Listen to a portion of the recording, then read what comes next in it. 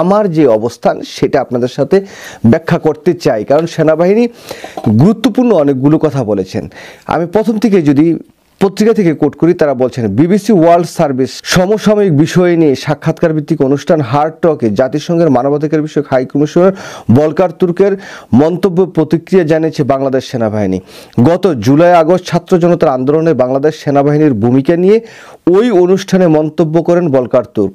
সোমবার বাংলাদেশের সেনাবাহিনীর ভেরিফাইড ফেসবুক পেজে এই পোস্টের প্রতিক্রিয়া জানানো হয়।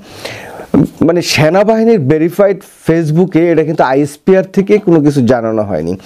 তো এখানে কিন্তু বাংলাদেশ সেনাবাহিনী একটা ধোঁয়াশা রেখে দিয়েছেন। যদি আইএসপিআর থেকে কোনো প্রতিক্রিয়া না জানা হয়, ফেসবুকে এটা ফেক হইতে পারে, এটা হ্যাকিং হয়ে যেতে পারে, নানা কথা আসতে পারে, কিন্তু এই যে ফেসবুকের মাধ্যমে একটা প্রতিক্রিয়া জানানো, এটা সেনাবাহিনীর সাথে যায় না আর কি। তো তারপরেও এটা নিয়ে যেহেতু পত্র পত্রিকায় হঠাৎ করে হইচই শুরু হয়েছে, তাই এই বিষয়টি নিয়ে একটু কথা বলতে চাই। ওই পোস্টে বলা হয়, সম্প্রতি দেশের বিভিন্ন গণমাধ্যম বিবিসি ওয়ার্ল্ড সার্ভিসের সমসাময়িক বিষয় নিয়ে সাক্ষাৎকার ভিত্তিক অনুষ্ঠান হার্ড টকে গত বছরের জুলাই আগস্ট মাসে ছাত্র জনতার আন্দোলনে বাংলাদেশ সেনাবাহিনীর ভূমিকা সম্পর্কে জাতিসংঘের মানবাধিকার বিষয়ক হাই কমিশনার ভলকার তুর্কের মন্তব্যের বিষয় নিয়ে একটি সংবাদ প্রচার করা হয়।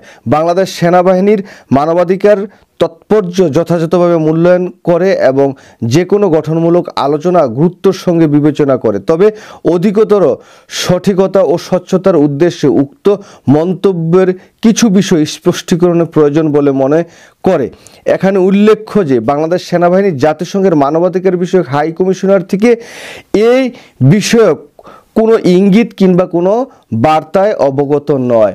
মানে বাংলাদেশ সেনাবাহিনীর এই যে ফেসবুক বার্তায় যেটা তারা বলছেন যে জুলাই আগস্ট বিপ্লবের সময় জাতিসংঘের পক্ষ থেকে সেনাবাহিনীকে কোনো বার্তা দেওয়া হয়নি। তারা বলছেন যদিও এই সংক্রান্ত কোনো উদ্বেগ প্রকাশ করা হয়ে থাকে, তবে তা তৎকালীন বাংলাদেশ সরকারকে জানানো হয়ে থাকতে পারে, সেনাবাহিনীকে নয়। মানে সেনাবাহিনীর প্রধান, ভারতীয় সেনাবাহিনীর প্রধানের সাথে সাক্ষাৎ করলেও জাতিসংঘের মানবাধিকার হাই কমিশনার বা জাতিসংঘের পক্ষ থেকে সেনাবাহিনীর প্রধানের সাথে কথা বলতে পারে না, এটা হয়তো বা শেখ হাসিনার সাথে কথা বলেছে এমন দাবি করছেন বাংলাদেশ সেনাবাহিনী। যাই হোক, তারা এই জায়গায় আরও বলছেন, এতে আরও বলা হয় বাংলাদেশ সেনাবাহিনী জাতীয় নিরাপত্তার নির্দেশিকা অনুযায়ী কাজ করে এবং সর্বদা আইনের শাসন, মানবাধিকার নীতির প্রতি শ্রদ্ধাশীল। তো এত নীতির প্রতি শ্রদ্ধাশীল হইলে এই যে গুম খুন, তারপরে আয়নাঘরটা হচ্ছে সেনাবাহিনীর ক্যান্টনমেন্টের ভিতর, ডিজিএফআই ক্যান্টনমেন্টের ভিতরে আয়নাঘর কিভাবে তৈরি করে যদি সেনাবাহিনী আইনের প্রতি এত শ্রদ্ধাশীল হয়ে থাকে? এটা কি সেনাবাহিনীর আইএসপিআর থেকে জবাব দিবেন? আপনারা তো অনেক ভালো ভালো কথাবার্তা বলেন, কিভাবে সম্ভব হয় সেনাবাহিনীর ভিতরে অভ্যন্তরে ক্যান্টনমেন্টের ভিতরে গুম খুনের নির্যাতনের একটা প্রতীক হিসাবে প্রতিস্থাপিত হয় আয়নাঘর? ডিজিএফআই কিভাবে সেটা করে? আর সেটা কারা করেছে? সেনাবাহিনীর ঊর্ধ্বতন মানে সদস্যদের দ্বারা নিয়ন্ত্রিত, তত্ত্বাবধান সবকিছু তাদের মাধ্যমে হয়েছে। আচ্ছা, যাই হোক, ভলকার তুর্কের এ মন্তব্যে কিছু মহলের মাধ্যমে ভুলভাবে উপস্থাপিত হচ্ছে, যা সেনাবাহিনীর ভূমিকা সম্পর্কে ভ্রান্ত ধারণা সৃষ্টি এবং এর পেশাদারিত্বকে প্রশ্নবিদ্ধ করতে পারে। ভাই, সেনাবাহিনীকে পেশাদারিত্ব নিয়ে আমরা প্রশ্ন করতে চাই না। বাংলাদেশের এই যে সেনাবাহিনীর 95% সেনা সদস্য ভালো। আপনারা যারা মেজর জেনারেল আছেন, এই জেনারেলরা হচ্ছেন সবচেয়ে বেশি খারাপ। এই জেনারেলরা শেখ হাসিনাকে গত 16-17 বছর রাষ্ট্রীয় ক্ষমতায় বসিয়ে রাখার জন্য, অবৈধ অর্থবিত্তের মালিক হওয়ার জন্য যে আকাম কুকাম করেছেন, তার ফিরিস্তি কিন্তু বের হয়ে আসছে। এবং বিগত এই 14, 15, 16 বৎসরে বাংলাদেশের জনগণ দেখেছে সেনাবাহিনী কিভাবে আঙ্গুল চুইছে। সেনাবাহিনীর নিজের সদস্যরা ঠিক আছে, এই জেনারেল থেকে বা ব্রিগেডিয়ার জেনারেল, কর্নেল, আপনারা কি করছেন? বাংলাদেশের মানুষের কোন আইনের শাসনটা আপনারা চালানোর জন্য ভালো কাজ করছেন জানি না আসলে। তারপরে তারা বলছেন নিরপেক্ষতা ও সততা মহান ঐতিহ্য ধারণ করে বাংলাদেশের সেনাবাহিনী সর্বদা জনগণের পাশে থাকতে প্রতিশ্রুতিবদ্ধ। উল্লেখ করে আরও বলা হয়, অতীতের ঘটনা প্রবাহ 1991 সালে গণতান্ত্রিক রূপান্তরে প্রমাণ করে যে বাংলাদেশ সেনাবাহিনী কখনো জনগণের ইচ্ছার বিরুদ্ধে কাজ করেনি। সে 1991 সালে গেছেন কেন?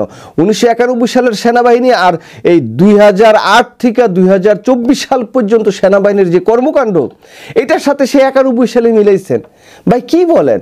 এখন যদি যাই বলেন 1971 সালের সেনাবাহিনী বা জিয়াউর রহমানের সময় সেনাবাহিনী, সেটা এক না রে ভাই। যাই হোক, আরও একটু পড়ি।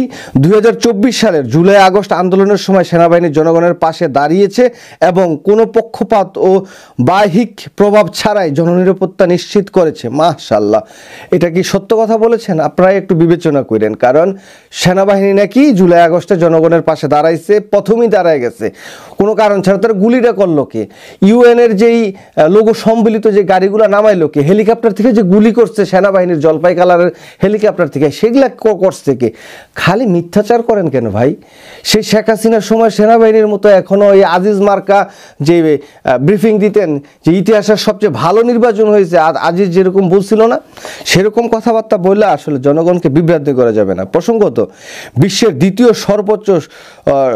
সর্বোচ্চ শান্তিরক্ষী প্রেরণকারী দেশ হিসেবে পেশাদারিত্ব নিষ্ঠার জন্য বাংলাদেশ আন্তর্জাতিকভাবে স্বীকৃত। এটা সত্য কথা। শান্তিরক্ষী মিশনে বিশ্বের দ্বিতীয় স্থানে বাংলাদেশ আছে, ঠিক আছে, সেই জায়গা থেকে কান ধরে পাঠাই দিবে। সেই জন্যই আপনারা জনগণের পাশে দাঁড়াইছেন, নাহলে কখনোই দাঁড়াইতেন না। কারণ আপনারা যেভাবে ভোগ বিলাস করতেছিলেন, আপনাদের ভুঁড়ি যেভাবে বাড়তেছিল, সেই জায়গায় বাংলাদেশের জনগণের পক্ষে আপনারা কাজ করেছেন বিগত 8 সাল থেকে 24 সাল পর্যন্ত। এটা বাংলাদেশের মানুষও কখনো বিশ্বাস করে না।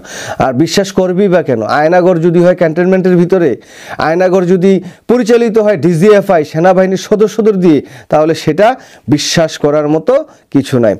আর তারপরে বলছেন, ওই পোস্টে আরও বলা হয়, বাংলাদেশ সেনাবাহিনী জাতিসংঘের মানবাধিকার বিষয়ক কমিশনের সঙ্গে দীর্ঘদিনের সুসম্পর্ক গুরুত্বের সাথে মূল্যায়ন করে এবং দেশের জনগণ ও আন্তর্জাতিক সম্প্রদায়ের প্রতি দায়িত্ব পালন করে সর্বদা অঙ্গীকারবদ্ধ।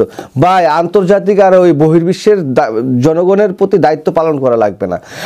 বাংলাদেশের ভিতরে যদি বাংলাদেশের সেনাবাহিনী ক্যান্টনমেন্টের ভিতরে যদি আয়নাগরটা না থাকতো, এই জুলাই আগস্ট বিপ্লবে যদি কোনো জায়গায় বাংলাদেশের সেনাবাহিনী গুলি না করতো, জুলাই আগস্ট বিপ্লবের আগে যদিও সেনাবাহিনীর ভালো একটা ভূমিকা দেখতাম, তাহলে আমরা হয়তো ভাবতাম যে অন্তত পক্ষে সেনাবাহিনী ঠিক আছে, পারেন না দেশের মানুষের নিরাপত্তা দিতে, পারেন না দেশের মানুষের সিকিউরিটি সেফটি দিতে। আপনাদের ক্যান্টনমেন্টের ভিতরে রেখে মানুষকে গুম করেছেন, খুন করেছেন, হত্যা করেছেন, অমানবিক নির্যাতন করেছেন, ইলেকট্রিক শর্ট দিয়ে তাদের লাইফ নষ্ট করে দিয়েছেন। তারপরেও এখন বড় বড় কথা বলে কোনো লাভ নাই আসলে ভাই। আপনাদের এই সমস্ত কথাবার্তা কেউ বিশ্বাস করবে বলে আমার অন্তত মনে হয় না। জাতির কাছে অন্ততপক্ষে সাধারণ সোলজার না, যারা দায়িত্বশীল ছিলেন, মেজর জেনারেল মানে জেনারেল যারা ছিলেন, তারা কান ধরে উঠবোস করেন, জাতির কাছে মাপ চান, ক্ষমা চান যে আমাদের ভুল হয়েছে, আমাদের মাফ করে দেন। আমরা পুরা সেনাবাহিনীকে নিয়ে কথা বলতে চাই না। একটা সেনাবাহিনীর সোলজার কি করবে রে ভাই? তার তো কোনো কিছু করার নাই।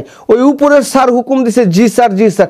আমরা তো দুনিয়ার সেনা সদস্যদের প্রতিনিয়ত বক্তব্য শুনছি, তারা কিভাবে সেনাবাহিনীতে নির্যাতিত হয়েছে, ডিজিএফআই কিভাবে ধরে নিয়ে গিয়ে তাদের চাকরিচ্যুত করেছে, অমানবিক নির্যাতন করেছে। তাহলে আপনারা কিভাবে দেশের জনগণের পাশে ছিলেন? আপনারা যদি আইএসপির থেকেও তো দেন নাই, সেনাবাহিনীর একটা ফেসবুকের থেকে দেন। আপনারাই তো বলেন যে ফেসবুকে বিভ্রান্তিকর তথ্য ছড়ায়, তো আপনাদের তথ্য তো বিভ্রান্তিকর হতে পারে, আপনারা তো সেটা বিশ্বাস করতে পারছি না। এই তথ্য তো কয়দিন পর আপনারা বললো না এটা তো আমরা দিইনি, অন্য কেউ দিচ্ছে।